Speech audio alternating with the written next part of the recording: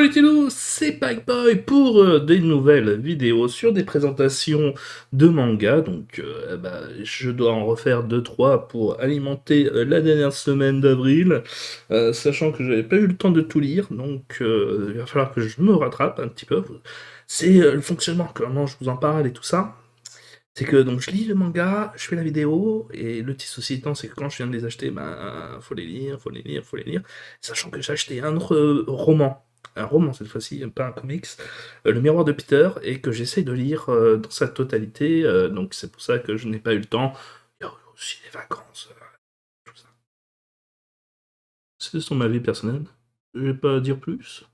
Voilà, sachez que j'ai été très occupé pour lire encore deux trois mangas qui me restent à lire. Hélas, c'est des choses qui arrivent comme on peut pas imaginer.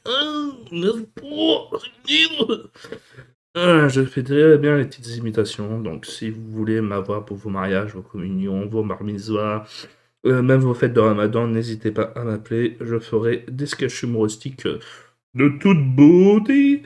Voilà comme on peut le dire et comme on peut le faire. Donc, maintenant que j'ai dit de la merde, pendant une minute et que j'espère vous avoir fait rire, si tu n'as pas ri, c'est normal, tu es un homme de goût.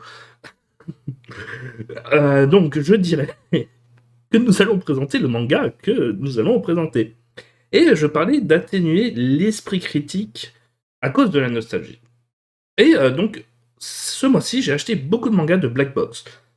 Black Box, bon, ils font aussi des mangas originaux, hein, voilà, mais ils ont décidé d'adapter beaucoup de mangas qui sont issus du Club Dorothée. Donc, il y a toujours une petite part de nostalgie. Je pense à Devilman, qui a été diffusé sur la 5, d'ailleurs.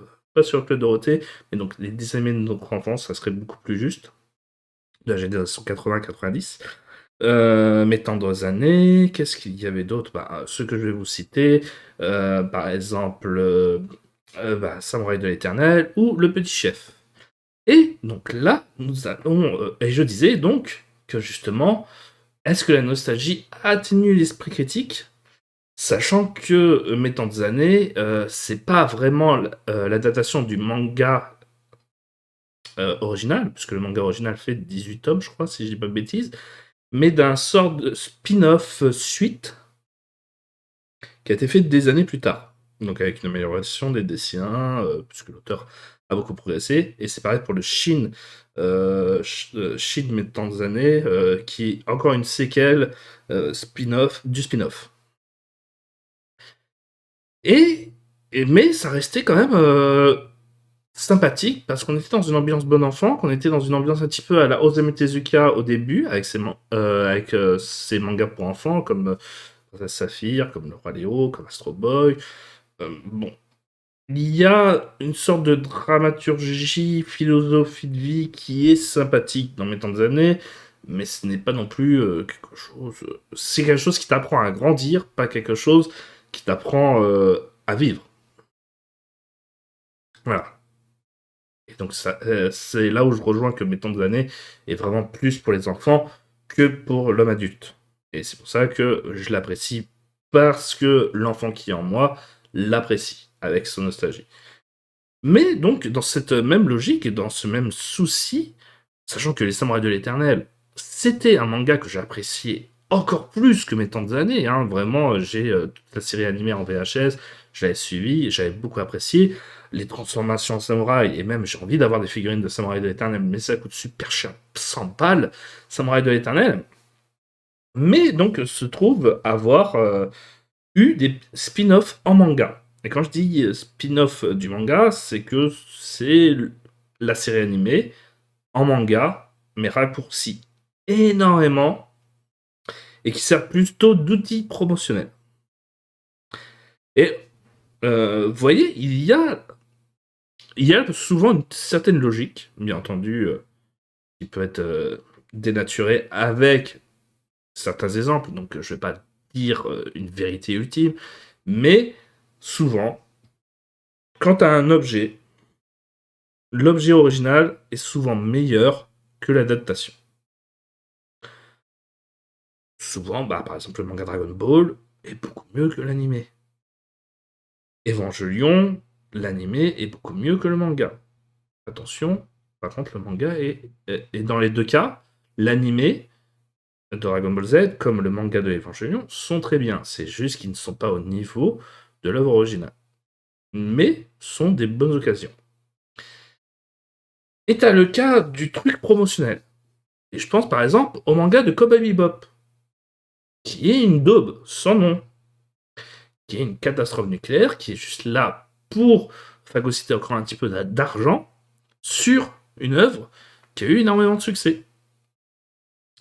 Et c'est Samouraï de l'Éternel en manga. Alors c'est pas la catastrophe nucléaire qui est le manga de Cowboy Bebop, mais quand je disais que la nostalgie pouvait atténuer l'esprit critique, il n'a pas réussi suffisamment à atténuer mon esprit critique quand je lisais ce manga. Et donc, je vous recommande vivement de voir l'animé Samurai de l'Éternel. Déjà, par exemple, il y a un truc qui me choque énormément dans la première partie qui est en 2 tomes et qui représente les 39 épisodes de la série animée. C'est que dans ce manga-là, les personnages sont dessinés en semi-chibi. Donc il y a les chibi où t'as vraiment l'impression d'avoir des gamins de 5 ans, où t'as semi-réaliste, et là cette fois-ci ils ont l'air d'avoir leur arche. Et là en fait, ils sont un mix entre les deux, parce qu'ils ont des côtés un petit peu chibi, avec des trucs très très ronds, alors que ce sont des personnages qui sont censés être sérieux, et paraissent avoir 10 ans. Et excuse-moi, mais des gamins de 10 ans qui affrontent les forces du mal, j'ai du mal à y croire. Je vois juste le manga pour enfants qui est censé capitaliser sur le succès d'une œuvre pour en faire quelque chose de pas terrible. En plus, si c'était encore que les graphismes, parce qu'il y a des très belles doubles pages, et pour un manga pour enfants, pas trop moche. J'ai vu pire. Comme le manga de Cowboy Bebop. Il apprend beaucoup le manga de Cowboy Bebop tout le long de cette critique, je le sens, mais il faut le dire, c'est une vraie belle dope. Alors que tu vois, t'as le manga de Carol and Tuesday, il est magnifique. Il est super beau. Par contre, non, je vais vous laisser tranquille avec le manga de Cowboy Bebop. Vous aurez compris que c'est une des pires choses que j'ai été amené à lire. Mais. Revenons au manga de Samouraï de l'Éternel. Et Samouraï de l'Éternel, c'est quand même l'histoire de chevaliers qui combattent des forces du mal. Au niveau scénario, on est au niveau 0. Ce qui rattrape beaucoup le manga, c'est déjà l'animé, pardon, c'est les OST et les transformations en armure, qui sont toujours aussi jolies d'ailleurs dans le manga. Franchement, ça me donne toujours envie d'avoir une figurine des samouraïs de l'Éternel. Les designs des samouraïs de l'Éternel sont magnifiques. Bon, ils sont empruntés à l'animé, donc rien de spécial par rapport à ça. Encore une fois, elles sont juste un petit peu infantilisées, ce qui m'embête un petit peu. Mais derrière, donc cet outil professionnel a 2 tomes pour adapter 39 épisodes. Donc qu'est-ce qui se passe? Cela rend le scénario encore plus teubé qu'il est.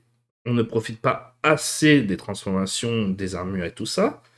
Et surtout, ce qui atténue encore plus la chose, c'est que, bon, déjà, les autres samouraïs, à part le héros, Reika, ne servaient pas du tout à grand chose, mais ils avaient quelques épisodes qui les mettaient en avant et ça pardonnait le fait qu'ils avaient l'air poliment inutiles. Là, dans le manga, c'est plus le cas, parce qu'ils sont obligés de speeder. Ce qui fait que on se pose la question, à quoi bon réunir 5 samouraïs de l'Éternel si un seul sert à combattre toutes les forces du mal? Sachant que même les humains, dans ce manga, ont l'air d'être plus utiles que certains samouraïs de l'Éternel. On pense aux 2 derniers qui se récupèrent. Et c'est même dans l'intention de les présenter où on se perd dans le bordel ambiant, de presser la chose. Au final, c'est un ennemi qui va juste dire ah, je suis très fort et vos pouvoirs ne marchent pas. Ah bah, quand j'arrive. Ok. Ah, j'arrive pas à le battre non plus. Bon, les autres arrivent. Ah, on n'arrive pas à le battre non plus. Bon, bah alors, Reika, est-ce que tu peux le battre enfin? Ouais, maintenant je peux, maintenant que tout le monde est là. On est d'accord que question utilité d'avoir ramené tous ces personnages-là ne servent finalement pas à grand-chose et ne sont au final que très peu développés. À part le héros et les deux humains, et même le tigre, sont plus développés que les autres personnages, que les autres samouraïs de l'Éternel, ce qui est un comble. Quand même. Donc, les samouraïs de l'Éternel en manga, je ne le recommande pas. Je suis désolé, Black Box, ce n'est pas une très très bonne œuvre, et c'est comme ça. Donc ne lisez pas les Samouraïs de l'Éternel en manga, préférez l'animé. Je ne sais pas s'il est sorti en DVD d'ailleurs, mais pourquoi pas. Allez, ciao.